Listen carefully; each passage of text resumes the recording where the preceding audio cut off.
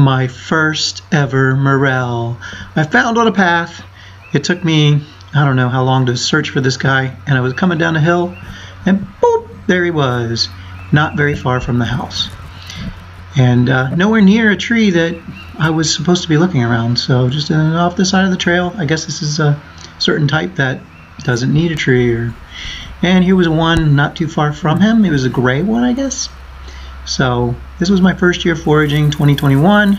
I'm looking forward in the next few weeks. It's the end of March right now. These didn't come out until mid-April. So here we have the way to cut them. Well, at least I was trying to cut it. Try to get it as close to the dirt as I could.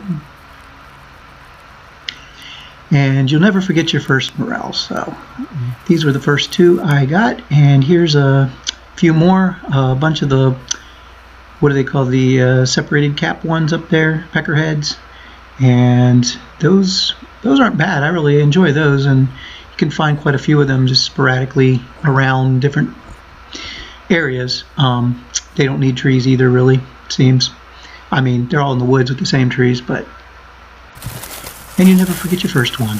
Okay, then we moved on to a little patch of yellows, and these things were growing in clusters all over the place under the leaves, so they were pretty difficult to find, but if you got down low and moved the leaves around, you could find them. So I also tried to capture in VR 180 a time lapse of these to see if I could watch them grow, but I unfortunately misplaced that video. So this year I'm going to try to do it again and actually have the camera so that it doesn't not last longer than an hour, because time lapse of 1 hour is pretty boring. And there you have it, all the yellows collected in one little area. We fried these up. Unfortunately, we salted them a little more than I wanted, but other than that, they were really pretty good. So no malaria. Let's see, we got Wolfie helping us. Wolfie, sometimes you help, and sometimes you just step on them. But you didn't know. Now if I could just get you to be a morel sniffing dog, find them for me. Coming up here, there's one of the biggest clusters I found. There's little twinsies here.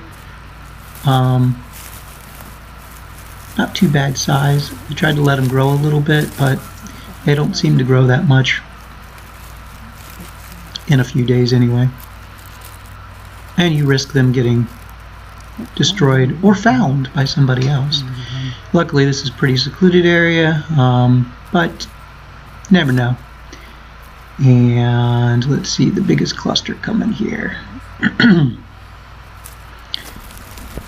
Try not to edit this too much, but yeah, let me see. These were really hidden in here really good in the grass.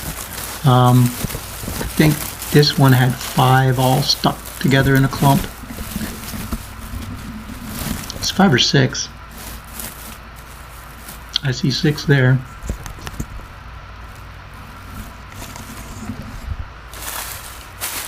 And you just had to really pull things away because they were all in approximately a 20-foot radius.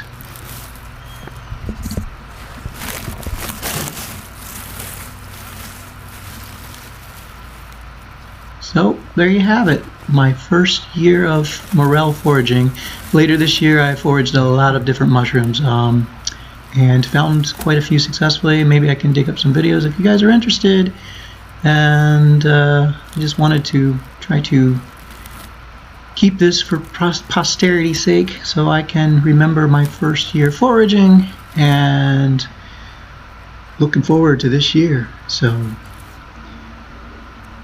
come join me for some more morel foraging